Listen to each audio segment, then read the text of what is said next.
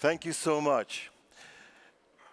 I'd like to, first of all, before I begin, I'd like to dedicate this talk to the great Bob Gilbert, who was, of course, as you know, the president and CEO of HSMAI and has really brought this to this level and these conferences. So can we just have a round of applause for Bob Gilbert? And the reason I especially felicitate him is because from what I've understood, I never knew him, sadly, that he was a true valuepreneur. Because that's what I speak on, that's what I write about. So valuepreneurship. Let me share a story with you, okay? It's a straightforward hotel story, folks. But from that, let's extract what value is. So the three things that I really want to talk about today are what is value, right? Value is one of the most misunderstood words in business today. Can I just get this to forward? Or can you just flip this forward one slide? I only have one slide. So. I'm doing a 4-day strategy program with 0 slides, so you're lucky, you guys. Okay, whenever you can flip forward to it, I can't seem to work it. So yeah, there it is. 3 topics I want to talk about. One is, what is this word value? It is the most misunderstood word, and everyone is talking about it, but it is the most misunderstood word in business today, folks. The second thing is valuepreneurship. Let's turn that value into usable, implementable, immediate strategy, which brings us, not only gets us differentiated. Differentiation is not enough in today's day and age, but puts us on a different planet, a planet of our own, and that I call distinguished. You see, you have 3 levels. You have organizations, companies, businesses which are undifferentiated, below par. Then you have differentiated, we're all doing about the same thing, someone's better at this, someone's better at that. Okay. But when you talk about, no, you can't actually name a competitor, that's when you know that you're distinguished. So what valuepreneurship is driving towards is getting you to that level of brilliance. And you might say, let me go outside of the hotel industry, and I'll give you an example of that. The third thing I want to talk about is collaboration. What degree of collaboration goes on? How much leadership do you have, which is bringing and empowering, if you like, that famous old word. So let's talk about that as well. Here I go. The first thing, defining value, and what is it? Value, as I said, is the most misunderstood word in business today. We talk about added value. Added value, my friends, is a bribe. Let's get this right. That's not what I'm talking about when I talk. I'm not talking about moral values either. Honesty, integrity. I hold those at the highest level, but that's not what I'm talking about. Value means something else. So let me tell you a story. Last year, I was doing a program somewhere near Portugal, outside of Portugal, and it was actually for a big hotel group. I won't name them for secrecy. It was a huge hotel group, family-owned, but they have about 40 hotels, 7 5-star, and so on. We were in one of their hotels, and I was doing a conference for the chairman, the owner, and the family. It was quite an unusual. It was part of the family office and so on. It was around strategy, leadership, and all these kind of things. So I get to the hotel one night before, and there's a kerfuffle going on. And the banqueting manager was in a tiz. You know, she's saying to me that, Sanjeev, it's all wrong. How we'll manage? What are we going to do? I said, wait, what's the matter, Jeanette? And she said that the problem is that the CEO has asked for an oval table for 20 people. We don't have an oval table for 20 people. What are we going to do? And this is the panic.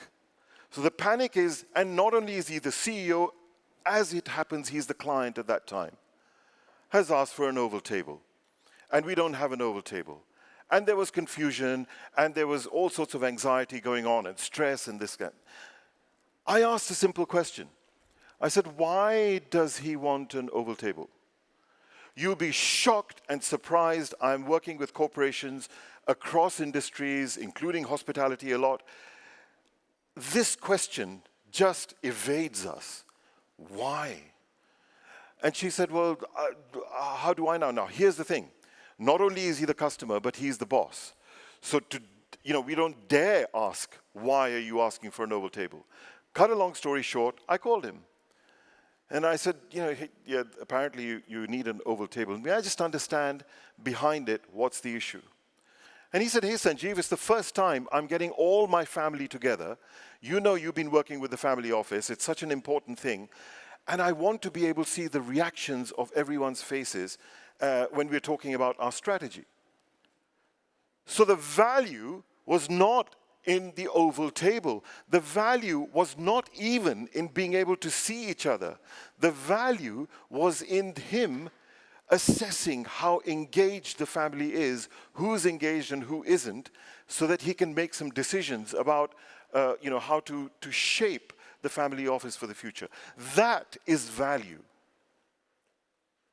And you might say, why should we, as a hotel, get involved at that level of value? Well, don't at your own peril, folks. That is the level of value that we need to engage in. As I said, added value is a bribe. I'll come on to that point. So I said, look, you don't have an oval table. I understood the problem. I said, what kind of tables do you have? And she said, we have thin trestle tables, they're long. Well, then the answer is simple. You put 2 at the end, you put 3 like this and 3 like this, and you've created vision with everyone being able to see each other and the CEO being able to see everyone. Where is the problem? And here is the issue. That solution is a creative one. It's an innovative one. We get stuck in process. We get stuck in saying, I have or I don't have.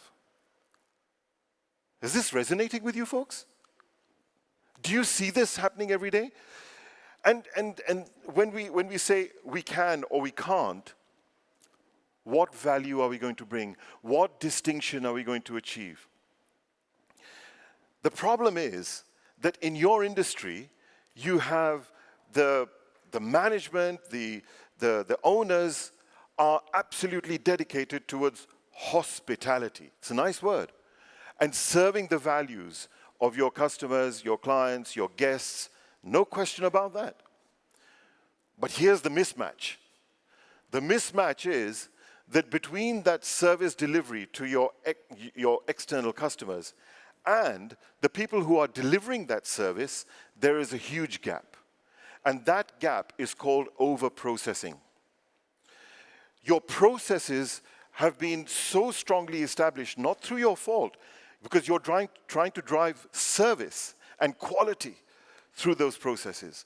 The trouble is that it stifles creativity, it stifles initiative, it stifles listening.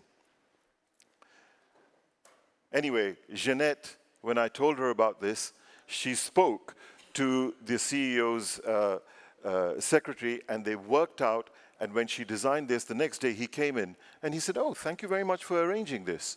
We can see each other. The job was done. We don't listen. We execute. So the gap between that excellence of delivery and the non-empowerment of people, because you've got processes in the middle, is the valuepreneurship gap. Are you with me, folks? Yeah? And that is the one that we need to eliminate. I'm not saying that don't have processes, and here's the thing.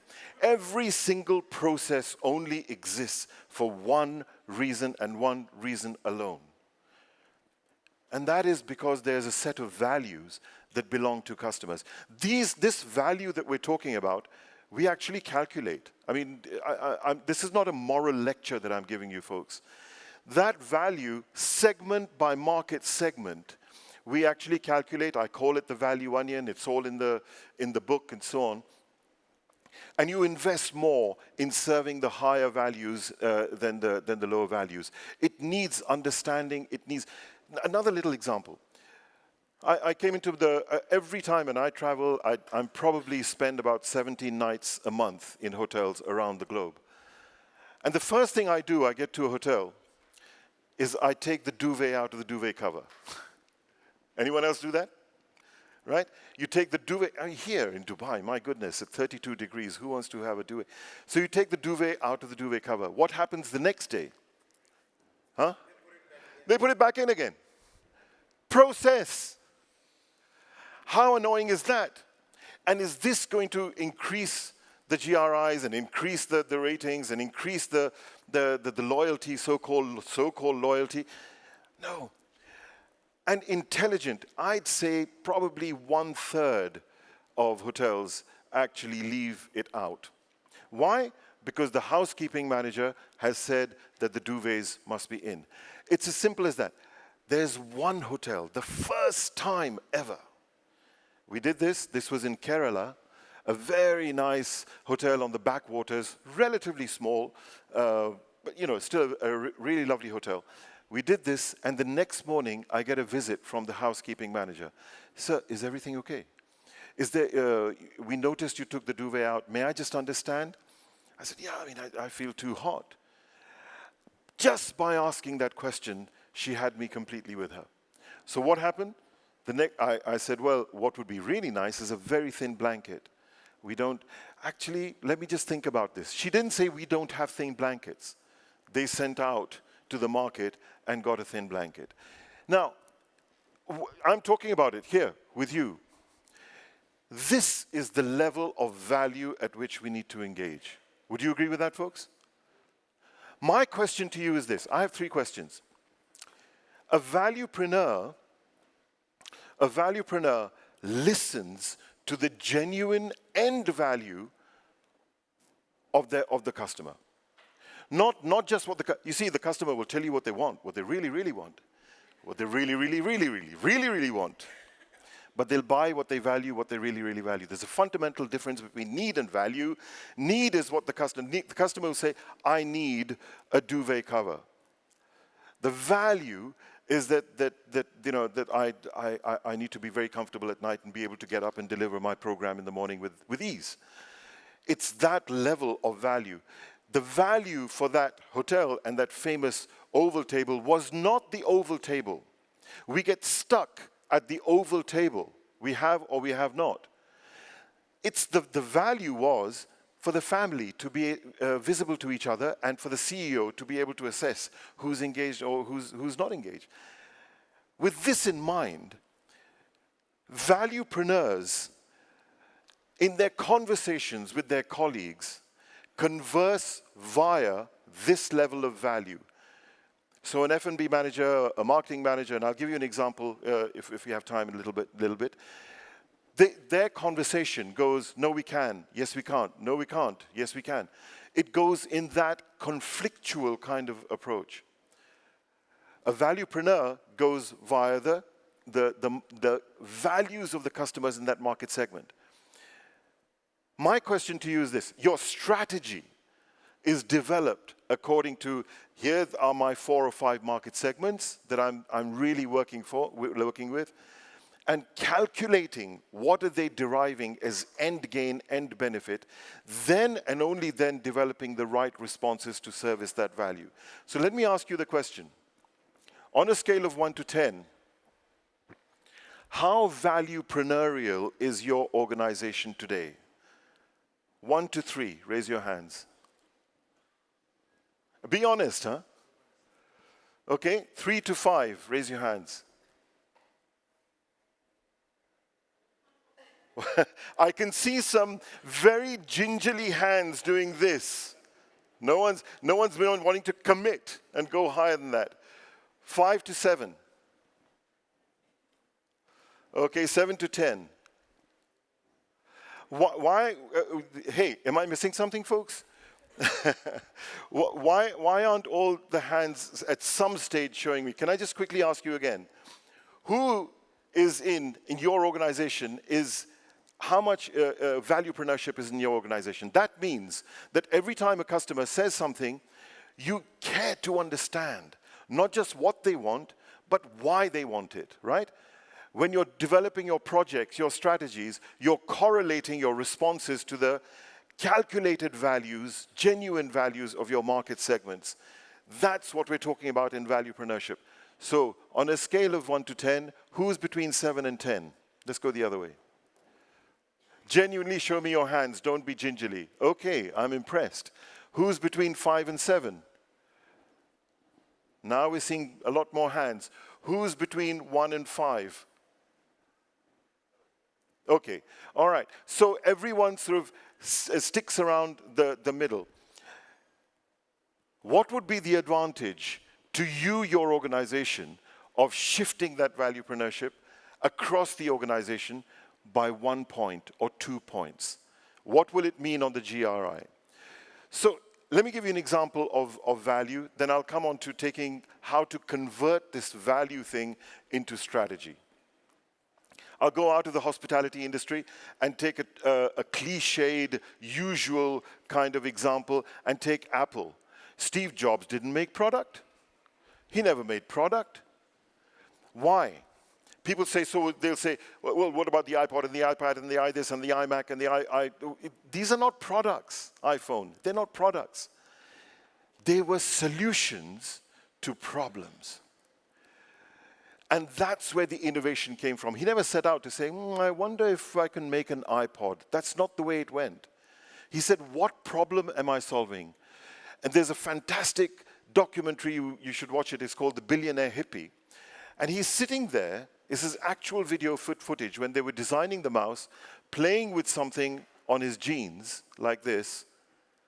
There, far in the corner, are Steve Wozniacki and the whole technical team with fumes coming out of their mind because, they're writing algorithms after algorithms. And there, far in the other corner, on an armchair, is the big man himself. And he's rocking. And he's lost. You should see it. It's quite amazing. And his mind is, what problem of whom am I solving over here? And that degree of engagement with the end gain and end benefit and end impact, what I call depth of impact on your customers, made it the richest company in the world. And how can a company which actually rejects the biggest volume market segment available to it globally and sells its products for 3 times the price of its competitors, can you imagine this? If they don't work with the biggest volume market, which is corporates, they sold their products, now it's equalized, they sold their products at 3 times the price of the market, and you become the richest company in the world? And you can't name a competitor for them? That is the level of distinction that we are working on. Coming to translating value into strategy, this is, the whole strategic process is set on valuepreneurship. It's all in the book and things like that. But just to give you a flavor of that right now, I was doing a program. It's a bit of an old story, but it doesn't matter. The points are still relevant today. Just after 9/11, one of the top 5 Red Star hotels in London, the general manager called me. I won't name them for obvious reasons. And he called me the day after 9/11. He said, help, Sanjeev. Help. And I said, okay. What do you want me to do? I'll just make a fake name, okay? Let's call him Francis. And I said sure, Francis, what's the... He said, look, we're going to have to lay off people. We're in dire trouble. Why? Because this was a mono-segment business, top hotel. It's an independent hotels. They've got 3 hotels. And he said that we're going to be destroyed. Okay? I said, can you give me 5 days? He said, I have 10 days. And we went with the executive management team to County Kildare, the K Club near Dublin, where they have the Ryder Cup, superb hotel. We sat there for 10 days, and we re-strategized. Now, what I was talking about, this was a mono-segment business, pretty much. It was American banks doing their conferences. This was their prime business. Superb hotel, absolutely gorgeous hotel. I keep wanting to name it, but I'm holding back. So we went to the K Club, and the questions I was asking, where does Madonna stay when she comes to London? And they said, oh, at the Mandarin House. And I said, why at the Mandarin House? Why not here? They said, because she needs a suite with 3 connecting rooms with a gym in each. And I said, so why doesn't she stay here? Because we don't have 3 connecting rooms as a suite with a gym in it. We always answer and look at our world through our constraints. Open the wall, and they did. And that level of guest was attracted. They had, in fact, one year, and this might be giving it away, they had the Miss World competition over there because in where it was happening, they had some terrorist activity and so on.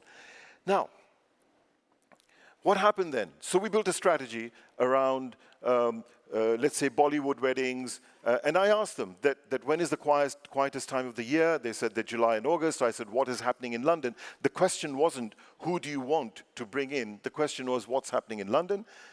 Yes, Wimbledon happening, and this, that, and the other. And who really comes a lot in those months? Well, people from UAE, and they didn't have a strategy for that market segment, and that's where they developed it. Today, it is a very, very strong market segment. That hotel is doing amazingly well. And then they had to build the right responses to it. They had, on the mezzanine floor, a special room for ladies to entertain their guests in London. They had guided tours in Arabic to the shopping districts or to Wimbledon and so on. And they had Arabic menus and food, so you really felt like home to home. It wasn't difficult, right? So the value, a market segment and its value was properly understood, and that wasn't just one segment. There were also, like I said, Bollywood weddings, and they even ended up having a state banquet over there. How do you respond to the total value and build the response? If you got value onions, then I call them response onions. Matching layer by layer. So why the value onion? The core is the actual product itself, right? Or service. So the hotel, the rooms, the restaurants, the conferencing suite is the actual core of the onion. The layers, as they get bigger and bigger, is the value that you're deriving from it, right? So, for example, the core, you might say, was the oval table and in the conference room. The value you were deriving from it was being able to assess how engaged the family is. It's that level of engagement that we need to bring in.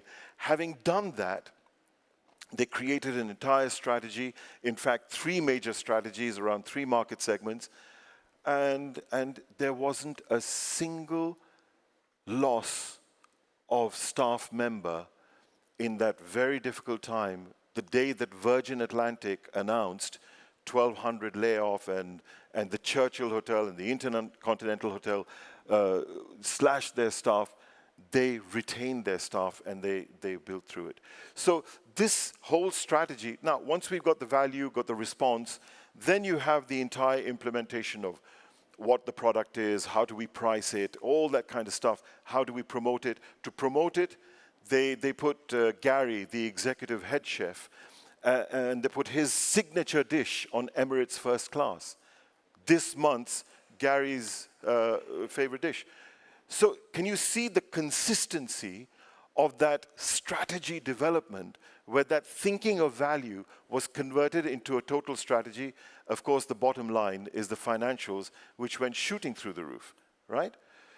This is called becoming distinguished. Okay? So, I mean, I'll be happy if anyone wants to understand that even further at any time. Then we come to the third point. Collaboration and leadership. In that same hotel, I remember sitting in County Kildare. The marketing director was talking to the head chef and the F&B director, and she was saying, listen, I want these Arabic menus and the Arabic food on stream within 2 weeks, because they were doing the Gary's Emirates Airlines special promotion. And she said, I want it done in 2 weeks.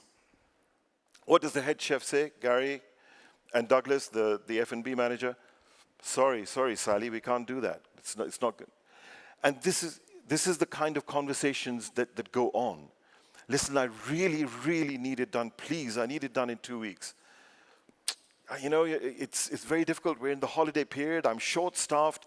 I'd have to design the menus. I'd have to get all the ingredients. I'd have to get it going. I'd have to train my staff. It will take maybe a month. And you're pushing me to do it.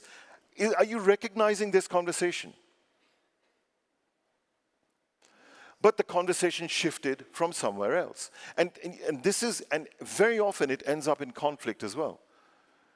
And then it gets to management, he doesn't listen, she doesn't listen, I can't work with this person, and before you know it, people are stressed out, and I see this happening in the organizations I'm working with day in and day out.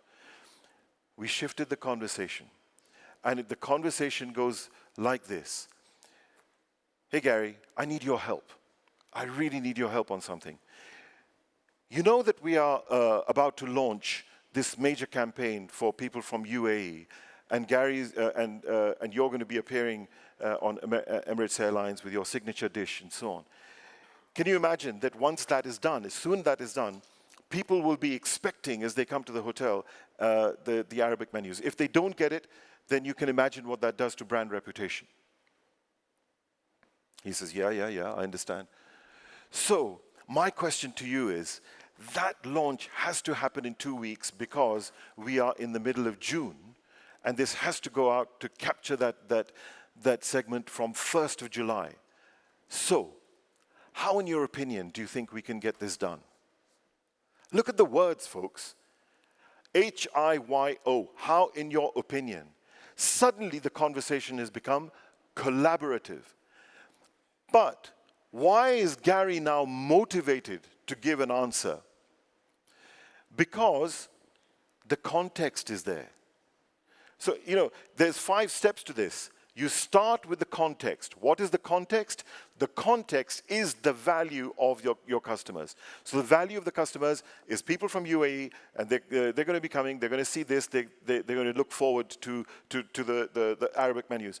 That is the context. The objective comes number 2nd. Here's the objective. This is a collaborative conversation I'm talking about. The second point is the objective and saying, so we have to have this ready and on board by the 1st of July. Then the third point is the real collaboration point. Having given the context and objective, if you haven't given the objective and the context, forget it. So the third point then is, how in your opinion? It's not, shall we do it, can you do it? No. The question is, how can we do it? And why is the person obliged to give you an answer?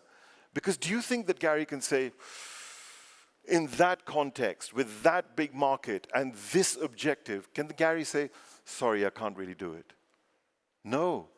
Now, within that context, because it's coming via value, this conversation of the customer, his point is, well, ourselves, we've got a lot of customers in a lot of my staff on holiday. It's going to be very difficult to do this.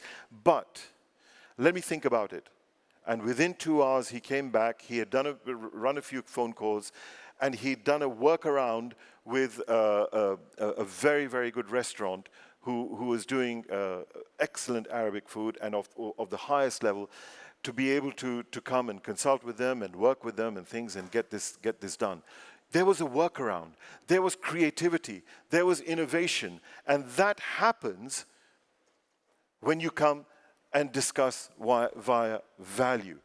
This is how collaboration happens. So many organizations that I have, the good fortune of working with in many industries and hospitality, when we install this entire culture, which is developing the strategy, having the conversations, developing the projects, every single meeting, every single client interaction goes with listening, genuinely listening.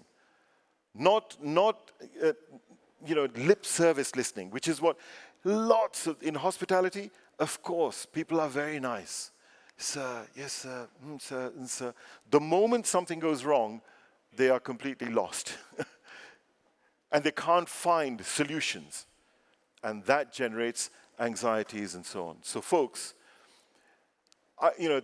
this is just to introduce to you the notion of valuepreneurship whether it's transactional issues, whether it's project or strategic issues, you're changing the entire strategy of your property. Think of it in this way. Allow your teams within the limits of the process and so on, but keep the process flexible enough to allow your teams and empower them to listen, find a solution, and sort things out. And you see, distinction is pretty much guaranteed.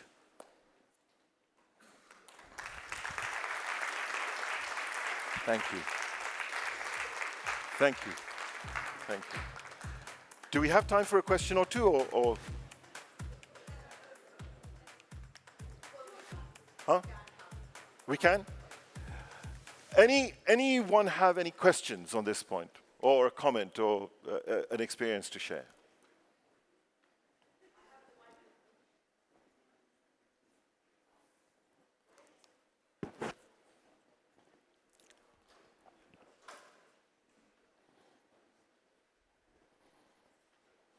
Thank you. I have two questions. You mentioned that added value is a bribe, but you didn't elaborate. Can you tell us more about that? The second question is, did Madonna end up staying in that hotel or not? So sorry, what? Did Madonna end up staying in that hotel that you mentioned in London or not? That's the second question. Did Madonna? Okay. Thank you. Madonna didn't, but what was that? Well, I don't know if she did or not, but there was that very famous singer, you know, who sang the 5 Nights thing, Craig David. Craig David and all those guys, yes, they did. They came to that hotel. Why am I saying that added value is a bribe? Look, folks, added value is you take your car for a service, okay, to the garage, and they wash it for you before they return it, right? It's nice. We're not complaining. But what happens when the next garage not only washes the car for you, but also collects it and delivers? You'll switch instantly. Why is it a bribe? Because it's like giving a little more product, a little more service for no more money to hook you, Mr. Client, Mrs. Client. That's why it's a bribe. I'm trying to hook you. But if you do the same thing, having fully grasped that, let's take an example, that you know, mothers with young families, okay, who are driving, and what is their value? What is their value? So if their value is that they can't wait around, they need the access to, then you say, we'll wash it for you and deliver it for you, because that matches their value very well. That's a good response. But when you're doing it to just hook the market and give something for free to be able to get, that is a very short-lived fuse, and the danger is damage to the brand. We all like it, but the brand could be damaged. Does that make sense? Anything else? Any other question? Either I'm so clear or you are so tired. In either case, thank you very much for inviting me, Mona, and HSMAI, and look forward to seeing you again, inshallah.